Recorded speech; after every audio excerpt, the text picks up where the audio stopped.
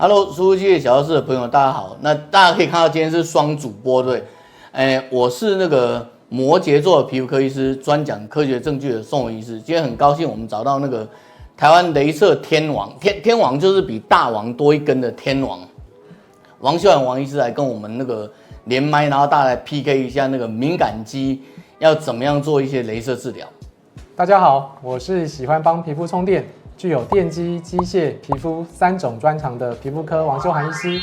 今天很高兴能够来到我的好朋友宋凤医师的频道。对，你会发现我们两个的那个还蛮尴尬的哦。来，直接上第一题好了。今天的有人在问的是敏感肌可不可以打雷射啊？敏感肌它的问题常常发生在它的皮肤屏障是比较不健康的。那皮肤屏障是有，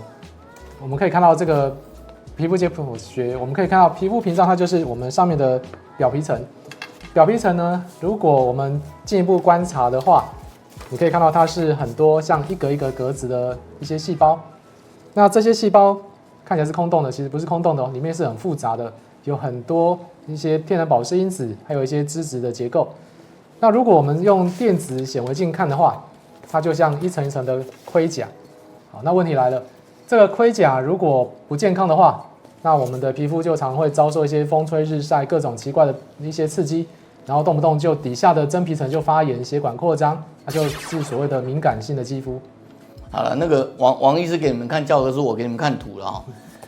如果你的皮肤是健康的，理论上它就长得很漂亮，就这样肥肥的，然后壮壮的有纹路嘛，对不对？那一旦你受伤，什么样的情况下，我早期其实在20年前，我也是雷射天王，你知道吗？后来就是因为学了肌肤监测，就一蹶不振，一蹶不振好像不是用在这里哈。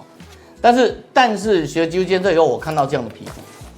你会发觉它的皮肤纹路完全消失哦，然后甚至有一点血管啊，然后很多薄薄的东西都跑出来。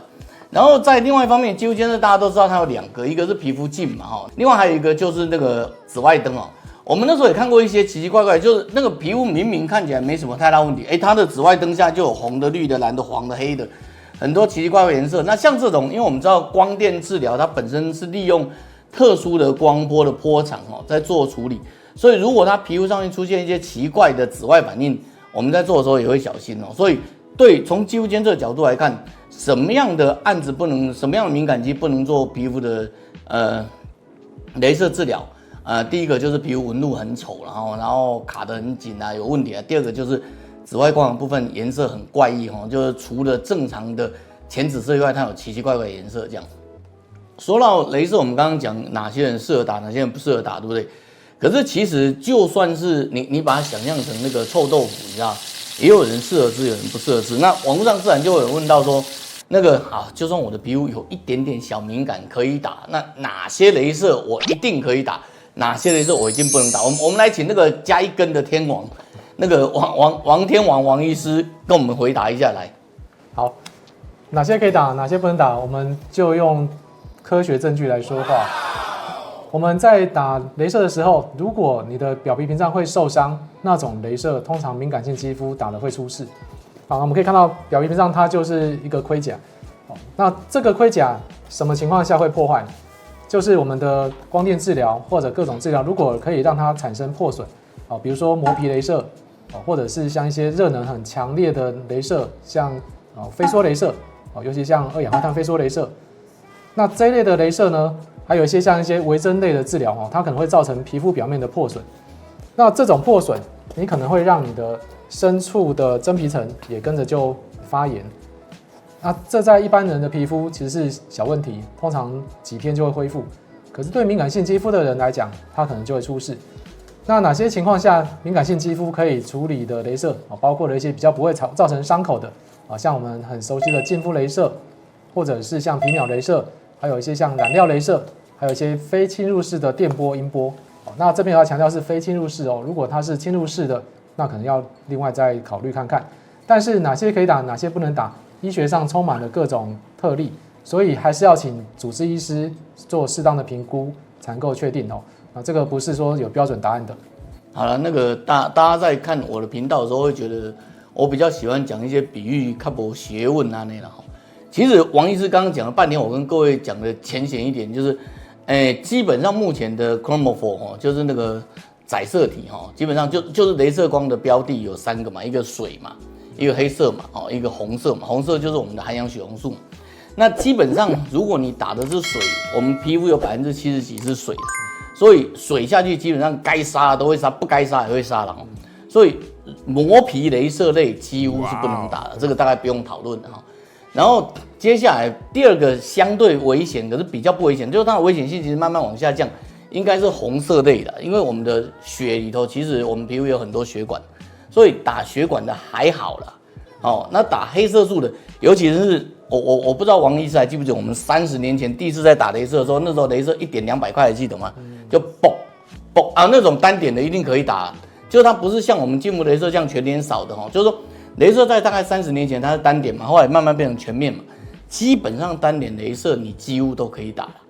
那个医疗这样子，我们是想办法就是不要犯错，你知道。可是人有失手，马有乱蹄，鸟有弱刺，你知道哈，所以偶尔还是会不小心。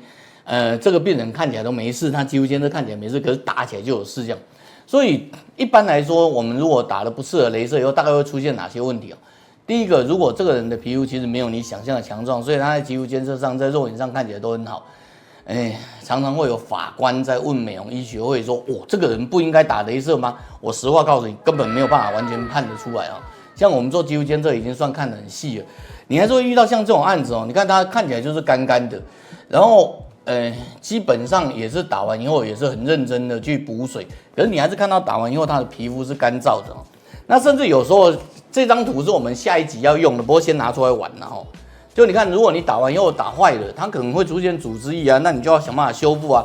或者是还没有组织以前，它皮肤会出现干燥啊。那这种皮肤干燥啊、发红啊，然后皮肤的那个刺激性的皮肤炎啊，都是打的一些比较重的雷射，可能是你的雷射机种的选择，可能是你雷射的剂量的问题。这种东西我们在医界都会提早预防了，可是有时候不一定能预防来。这个我们这一集可能会被法官看到，所以要请王秀涵医师讲一下。如果打了不适合雷射，你会怎么建议？首先我们先看看打了不适合雷射会发生什么状况哦。我们刚刚说绕着表皮屏障嘛，那表皮屏障它就是表皮的问题而已，但是其实不是。你这边受损之后，我们整个表皮层可能就会发炎。发炎之后会水肿，所以你会很容易发生一些组织液渗出来的状况。再来呢，它底下的真皮层哦，尤其浅层真皮层有很多的微血管。那发炎情况之下，它微血管会扩张，所以脸就很容易红。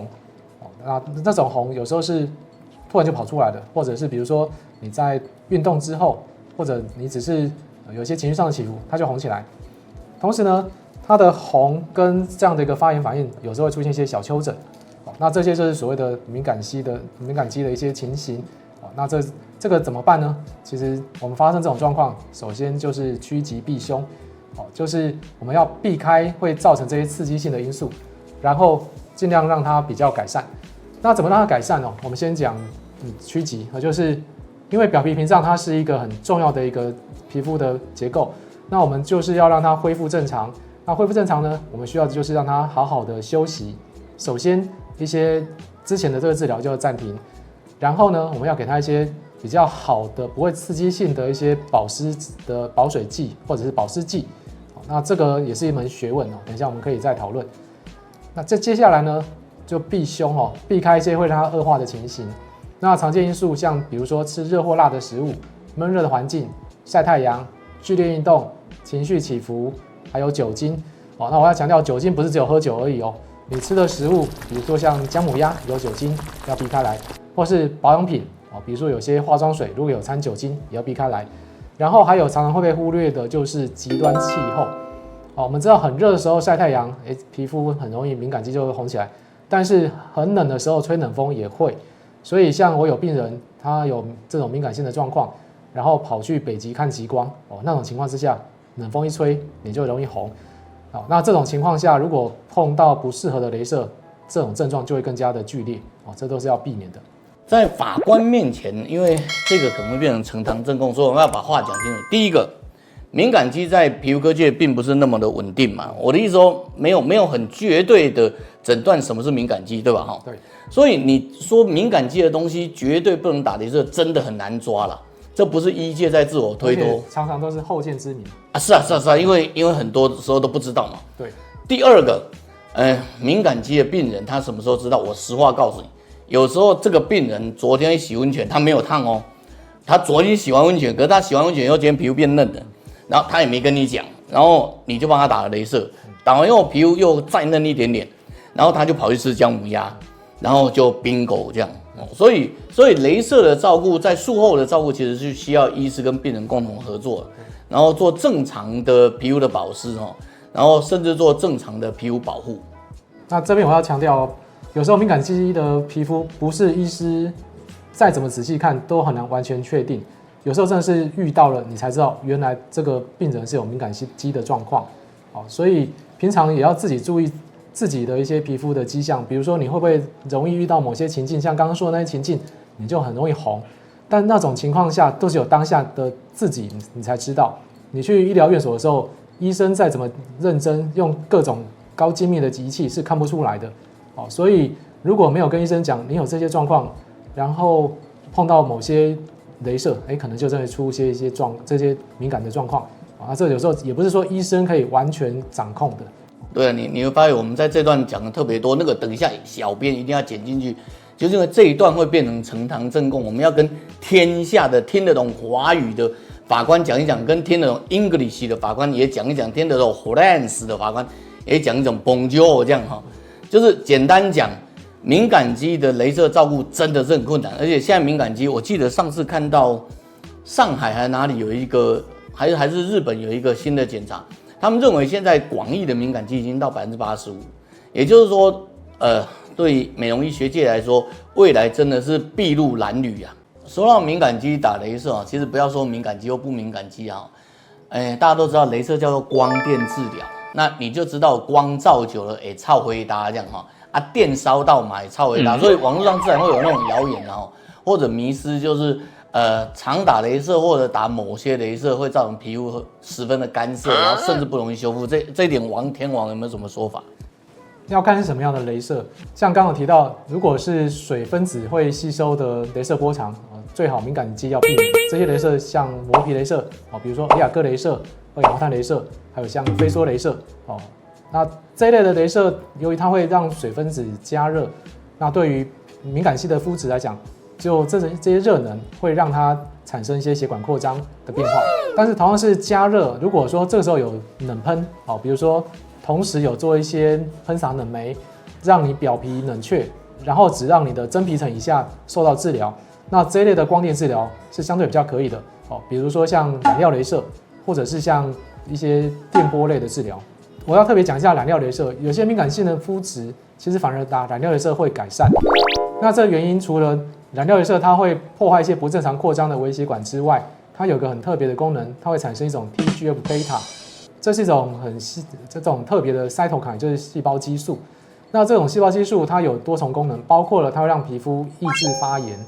同时呢它会减少一些粉刺的形成。那除此它还会刺激一些新生的胶原蛋白合成会让皮肤变得比较肤质反而会变得比较好一些。所以不是说敏感性的肤质就绝对不能打雷射，但是要看打什么样的雷射。那另外还有看医师的能量怎么操纵这些都是非常重要的。好了，我很快 summary 一下，简单讲就是说，不管你做哪一种雷射，第一个挑雷射是很重要的尽量挑那种不太伤害的雷射嘛，对吧？第二个表皮的保护很重要，所以一的是挑那种专门针对下方的真皮部位的雷射或治疗。或者是你表皮要做一些冷喷一些治疗，像我们早期20年前我在做那个雷射天王的时候，那时候我们就是一直冷喷从头到尾冷喷到爆这样一台冷喷机要将近20-30万，你知道吗？这实在是不是人能够操作的基本上你把皮肤保护好，基本上雷射不太会出现越打越色的状况，这样说对吧？对。这集录很久那个非常漫长，这样终于来到尾声，我们总要告诉各位，你看怎么选雷射，然后打错会怎样，打对会怎样。现在打完了，然后而且很顺利的打完以后，我们要怎么样保养才能让皮肤能够顺利的度过，而且取得雷射最好的效果？你打雷射不是为了要伤害嘛？你打雷射是为了要漂亮。Yes。然后我们请王医师先讲一下，你认为怎么样可以让雷射达到最好的效果？刚刚提到趋吉避凶原则哦，我们一样就是先看看你要处理的问题是什么，然后选了对的雷射之后，那在后面的保护措施也是很重要的哦。刚刚说趋吉避凶嘛，就避开会让皮肤受伤的一些情境或环境哦，里面很重要就是紫外线哦，所以像刚刚提到的一些热或辣的食物、闷热的环境、晒太阳、剧烈运动、情绪起伏等等哦，能够尽量减少哦。那酒精类的东西也尽量避免。然后再来就是要让皮肤变成比较稳定。那这个时候呢，我们都是绕着表皮屏障来做处理。表皮屏障它基本上就是有很多含水保湿的物质。那我们皮肤正常来讲，它有正常的含水量，大概是20%到35%。那当它太干燥，甚至干燥到10%以下的时候，这个时候它里面很多正常的酵素系统就变成无法正常工作了，那就会出现很多皮肤干燥的问题哦，就可能是宋医师看到一些皮肤监测看到一些状况，那这些问题会造成你的皮肤表面会翻起来哦，感觉变得很干涩涩的，然后会有一些脱皮脱屑，所以这个时候怎么办呢？我们就要用一些保湿剂哦，一些保养品来处理。那什么保养品是最好的？它没有标准答案，要看你自己的皮肤，然后可以做一些测试。哦，所以肌肤监测我是觉得相当的非常有用。